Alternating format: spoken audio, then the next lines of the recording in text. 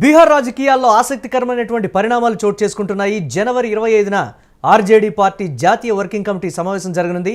Assembly ఎన్నికల్లో ఘోర పరాజయం తర్వాత ఆర్జేడీ నిర్వహిస్తున్న తొలి జాతీయ వర్కింగ్ కమిటీ సమావేశం. తేజస్వి యాదవ్కు ప్రమోషన్ అంటూ కూడా జోరుగా ప్రచారం జరుగుతోంది. తేజస్వి యాదవ్ను పార్టీ జాతీయ వర్కింగ్ ప్రెసిడెంట్గా నియమించేటువంటి అవకాశం ఉందని కూడా సమాచారం. లాలు అనారోగ్యం కారణంగా జాతీయ స్థాయిలోకి తేజస్వి యాదవ్ను తీసుకొచ్చేటువంటి యోచనలో ఉన్నారు. 2024 లోక్సభ ఎన్నికల్లో ఆర్జేడీకి 30 లక్షల ఓట్లు వచ్చాయి. గత అసెంబ్లీ ఎన్నికల్లో ఆర్జేడీకి 25 అసెంబ్లీ సీట్లు వచ్చినటువంటి పరిస్థితి ఉంది. అసెంబ్లీ ఎన్నికల్లో ఆర్జేడీకి 23% ఓటింగ్ కూడా నమోదైంది. వ్యూహాత్మక సంస్థాగత రాజకీయ నిర్ణయాల్లో తేజస్వి కీలక పాత్ర పోషించేటువంటి అవకాశం ఉంది. దీనిపై మరిన్ని అప్డేట్స్ మా కరెస్పాండెంట్ కిరణ్ అందిస్తారు. కిరణ్, తేజస్వి యాదవ్కు ప్రమోషనా లేకపోతే పార్టీ కార్యకర్తలు నేతల్లో నిరుత్సాహాన్ని పోగొట్టేందుకు తీసుకున్నటువంటి నిర్ణయంగా చూడొచ్చంటారా? ఓటమి తర్వాత నిర్వహించేటువంటి ప్రధానమైనటువంటి కార్యక్రమం అప్డేట్స్ ఏంటి, ఎలా చూడాలంటారు దీన్ని? మురళి, బీహార్ రాజకీయాల్లో ఆసక్తికరమైన పరిణామం జరుగుతుంది. ఎందుకంటే ఈ నెల 24, 25 తేదీల్లో 2 రోజులు ఏదైతే ఆర్జేడీ జాతీయ కార్యవర్గం సమావేశం అవుతుంది. ఈ సమావేశంలో పలు కీలక నిర్ణయాలు తీసుకునే అవకాశం ఉంది. ఇప్పటికే లాలూ ప్రసాద్ యాదవ్ అనారోగ్యము, వయసు పైబడ్డం, అంతేకాకుండా కుటుంబంలో వివాదాలు, వీటినన్నిటినీ ఓ కొలిక్కి తెచ్చేందుకు ఇప్పటికే కుటుంబంలో కూడా సత్సంబంధాల కోసం చర్యలు కూడా ప్రారంభమయ్యాయని మనకు రాజకీయ వర్గాల నుంచి సమాచారం అందుతుంది. మరోపక్క వయసు పైబడ్డమే కాకుండా జాతీయ రాజకీయాల్లో లాలూ ప్రసాద్ యాదవ్ చక్కం ముగిసిపోతుంది. రాబోయే రోజుల్లో తేజస్వి యాదవ్ అటు ఆర్జేడీ జాతీయ అధ్యక్షుడిగా జాతీయ రాజకీయాల్లో కూడా కీలక పాత్ర పోషించే విధంగా ఆర్జేడీ కీలకంగా ఎత్తులేస్తుందని కూడా ఒక ప్రచారం అయితే నడుస్తుంది. ఎందుకంటే సాధారణ ఎన్నికల ఓటమి తర్వాత ఏదైతే మొదటి జాతీయ కార్యవర్గ సమావేశం జరుగుతుంది. ఈ సమావేశంలో ఇప్పటికే కుటుంబంలో కూడా విభేదాలు, ఏదైతే తేజ్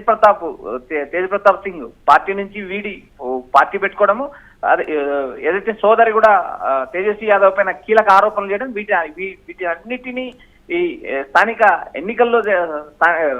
ఎన్నికల్లో కూడా ప్రభావం చూపాయి. ఆ ప్రభావం చూపడంతో దాదాపు ఘోర ఓటమి ఆర్జేడీకి మొదటిసారిగా దాదాపు ఘోర ఓటమి వచ్చింది. అయితే ఈ ఓటమి పరిణామం తర్వాత ఏదైతే తేరుకున్న ఆర్జేడీ వరుసగా పలు సమావేశాలు నిర్వహిస్తుంది. ఈ సమావేశాల్లో ఆర్జేడీ జాతీయ అధ్యక్షుడిగా తేజస్వి యాదవ్ ను నియమించే అవకాశాలు స్పష్టంగా ఉంటున్నాయి. అటు పార్టీకి సంబంధించిన క్షేత్రస్థాయి నుంచి పార్టీ బలోపేతం, పార్టీని ఎలా ముందుకు తీసుకెళ్లాలి, ఏదైతే బీహార్ అసెంబ్లీలో ప్రతిపక్ష పాత్ర ఎలా పోషించాలనే అంశాలపైన కూడా ఈ జాతీయ కార్యవర్గం కూడా సమావేశంగా ఉంది. ఈ సమావేశంలో కూడా పలు కీలక నిర్ణయాలు తీసుకుంటారని ఒక ప్రచారం అయితే నడుస్తుంది. ఇప్పటికే తేజస్వి యాదవ్ రాజకీయంగాను పార్టీలోను అటు వ్యూహాత్మకంగా బలమైన లీడర్ గా ఎదిగిన నేపథ్యం ఉంది. ఈ నేపథ్యంలో రాబోయే రోజుల్లో అటు బీహార్ లో ఉన్న నితీష్ కుమార్ బీజేపీ కూటమిని ఎలా ఢీకొట్టాలనే అంశం పైన కూడా ఒక చర్చ, ఒక నిర్ణయం ఆర్జేడీలో ఒక వర్గం కీలకంగా చెప్తున్నటువంటి మాట, తేజస్వి యాదవ్ పరిణితి లేని రాజకీయ పరిస్థితి వల్లే పార్టీ ఆ స్థాయిలో ఓటమి పాలైందనేటువంటి ఒక మాట పార్టీలో కూడా చోటు చేసుకున్నటువంటి కొన్ని అంతర్గత కలహాలు కావచ్చు, లేకపోతే ఇతరత్ర అన్ని పరిణామాలు కూడా ప్రభావితం చేశాయి. ఇప్పుడు జాతీయ అధ్యక్షుడు అంటే జాతీయ స్థాయి రాజకీయ పరిణితి ఉందా తేజస్వి యాదవ్ అనేటువంటి మరొక చర్చ కూడా జరుగుతుంది. దీన్ని ఎలా చూడాలంటారు? మురళి, ఇక్కడ ఆర్జేడీ పార్టీలో ఏదైతే లాలూ ప్రసాద్ యాదవ్ వయసు పైబడ్డము, అనారోగ్య కారణాలు, వీటిని అన్నిటినీ బేస్ చేసుకుని రాబోయే రోజుల్లో ఆర్జేడీ పార్టీని నడిపించగల ఏకైక నేత తేజస్వి యాదవ్ అంటూ ఇప్పటికే ఆర్జేడీ వర్గాలు భావిస్తున్నాయి. అదేవిధంగా క్షేత్రస్థాయిలో ఆర్జేడీ నాయకులు కానీ ఆర్జేడీ పార్టీ కార్యకర్తలు కానీ భావిస్తున్నారు. ఎందుకంటే ఏదైతే కుటుంబంలో ఉన్న అన్నదమ్ముల మధ్య ఉన్న విభేదాలు, లీడర్షిప్ ఎవరి వైపు మొగ్గు చూపుతుందనే అంశం పైన ఆరాధించినప్పుడు తేజస్వి యాదవ్ ఒక బలమైన నేతగా, రాజకీయవేత్తగా, అదేవిధంగా జనాల్లో గుర్తింపు పొందిన నేతగా ఇప్పటికే ఉన్నారు. లాలు వారసత్వాన్ని కొనసాగించడానికి తేజస్వి యాదవ్ సమర్థుడంటూ మరోవైపు ప్రచారం జరుగుతుంది. ఇక్కడ బీహార్ ఎన్నికల్లో వచ్చిన ఓటమిని ఆధారంగా తీసుకొని తేజస్వి యాదవ్ బలమైన నేత కాదు అని చెప్పడానికి ఇక్కడ వీలు లేదు. కానీ ఏదైతే తేజస్వి యాదవ్ పార్టీ బాధ్యతలు చేపట్టిన తర్వాత కానీ గత ఎన్నికల్లో హోరాహోరీ పోరాడారు. అయితే ఈ ఎన్నికల్లో గత సంవత్సరం జరిగిన ఎన్నికల్లో బీహార్ లో కాంగ్రెస్ తో పొత్తు పెట్టుకున్న ఆర్జేడీకి ఘోర ఓటమి వచ్చింది. అంటే ఓటమి వచ్చినంత మాత్రాన ప్రాంతీయ పార్టీలు అంతరించిపోయే పరిస్థితి లేదు. అదేవిధంగా వరుసగా ఏదైతే గత ఎన్నికల్లో మోడీ వర్సెస్ తేజస్వి యాదవ్ గా చివరి వరకు పోరాడి ఓడిన నేపథ్యం ఉంది. అలాంటి నేపథ్యంలో ప్రాంతీయ పార్టీలు మరికొంతకాలం మనుగడ సాధిస్తాయి. ఇక్కడ 2024 పార్లమెంట్ ఎన్నికలు కూడా మనం గమనించినప్పుడు తేజస్వి యాదవ్ నాయకత్వంలోని ఎన్నికలకు వెళ్ళిన ఆ ఎన్నికల్లో కూడా దాదాపు 30 లక్షల ఓట్లు సాధించిన నేపథ్యం ఉంది. కుల సమీకరణలతో పాటు బీహార్ యువతను కూడా ఆకట్టుకోవడానికి పలు ప్రజా సంక్షేమ కార్యక్రమాలు ఎన్నికల హామీ ఇచ్చినా కూడా బీహార్ ప్రజలు అటు నితీష్ కుమార్ ఇటు మోడీ వైపు మొగ్గు చూపారు. ఎందుకంటే సుశాంత్ బాబుగా పరిపాలనలో ఏదైతే సుపరిపాలన అందించిన నితీష్ కుమార్ వైపే మరోసారి బీహార్ ప్రజలు మొగ్గు చూపారు. ఇలాంటి నేపథ్యంలో ఏదైతే కుల రాజకీయాలు మత రాజకీయాలు కూడా బీహార్ నుంచి క్రమక్రమంగా దూరం అవుతున్నాయని కూడా కనిపిస్తుంది మురళి. అంటే ఏ విధంగా ఉండబోతున్నాయంటారు? మొత్తం మీద జాతీయ స్థాయిలోకి వెళ్ళబోతున్నాడు దీనికి సంబంధించి తేజస్వి అనేటువంటి ఒక మాటతోటి బీహార్ రాజకీయాలు ఒక్కసారిగా కూడా కీలక మలుపు కావచ్చు, లేకపోతే ఈ అంశాన్ని ప్రధానంగా చర్చిస్తున్నటువంటి పరిస్థితి ఉంది కదా, జాతీయ స్థాయి అంశం అనేటప్పటికీ దీన్ని ఎలా చూడాలంటారు?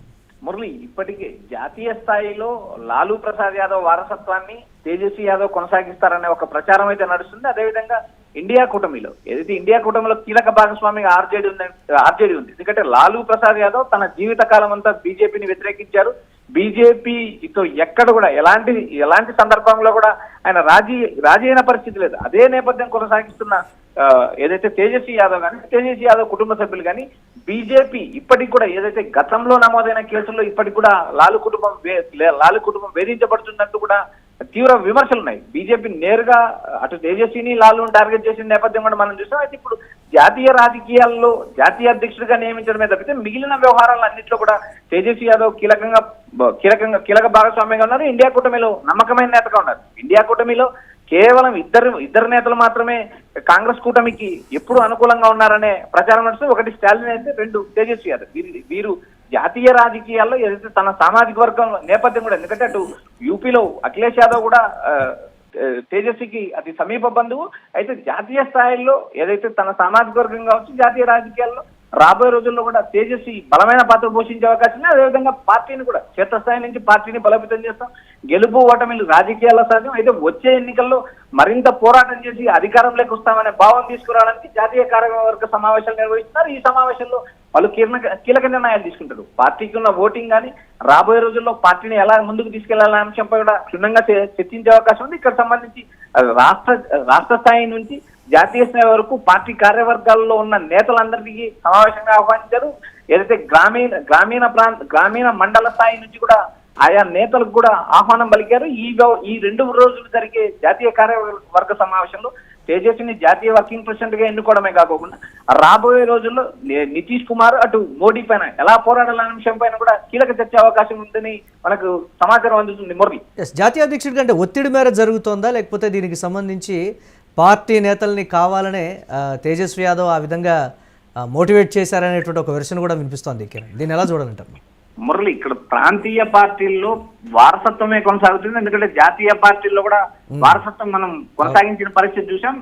బీజేపీ కూడా వారసత్వ రాజకీయాలు ప్రోత్సహించం అంటూనే వారసత్వ రాజకీయాలు ప్రోత్సహిస్తుంది. అటు కాంగ్రెస్ ఎలాగో రాజకీయంగా ఏదైతే వారసత్వ రాజకీయాలు చేస్తుందంటే ఇప్పటికి కూడా విమర్శింది. దేశవ్యాప్తంగా ఆయా పార్టీలు తాము ఏదైతే రాజకీయ ప్రోత్సాహం కానీ కుటుంబ పాలన కానీ అవకాశం ఇవ్వము అంటూనే తమ వారసులను రాజకీయాలకు తీస్తుంది. అదేవిధంగా బీహార్ లో కూడా లాలూ ప్రసాద్ యాదవ్ తన వారసుడుగా ఇప్పటికే తేజస్వి యాదవ్ ప్రకటించాడు. తేజస్వి యాదవ్ ప్రకటించడంతోనే మరో సోదరుడు ఏదైతే తేజ్ ప్రతాప్ కూడా బయటికి వెళ్ళి ఎన్నికలు పోటీ చేసిన నేపథ్యం. ఇలాంటి పరిస్థితుల్లో పార్టీ నుంచి కూడా క్షేత్రస్థాయి నుంచి కూడా యువ నాయకులకు అవకాశం కల్పించాలనే ఒక ధోరణి కనిపిస్తుంది. కాబట్టి దేశవ్యాప్తంగా ఆయా రాజకీయ పార్టీలు కూడా యువకులను ప్రోత్సహిస్తున్నాయి. అదేవిధంగా బీహార్ లో కూడా తేజస్వి యాదవ్ రాబోయే రోజుల్లో యువ నాయకులను ప్రోత్సహించి పార్టీని క్షేత్రస్థాయి నుంచి బలోపేతం చేసి వచ్చే ఎన్నికల్లో గెలవడానికి ఒక ప్లాట్ఫామ్ సిద్ధం చేసుకుంటున్నాడని క్లుప్తంగా చెప్పొచ్చు. Murali, right, thanks for updates Kiran. ఇక బీహార్ రాజకీయాల్లో ఆసక్తికరమైనటువంటి పరిణామాలు చోటు చేసుకుంటున్నాయి.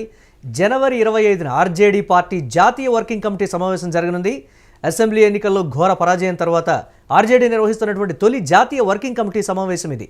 తేజస్వి యాదవ్కు ప్రమోషన్ అంటూ కూడా జోరుగా ప్రచారం అయితే జరుగుతోంది. తేజస్వి యాదవ్ను పార్టీ జాతీయ వర్కింగ్ ప్రెసిడెంట్గా నియమించేటువంటి అవకాశం ఉందని సమాచారం. లాలూ అనారోగ్యం కారణంగా జాతీయ స్థాయిలోకి తేజస్వి యాదవ్ తీసుకొచ్చేటువంటి యోచనలో ఉన్నారు. ఇక 2024 లోక్సభ ఎన్నికల్లో ఆర్జేడీకి 30 లక్షల ఓట్లు వచ్చాయి.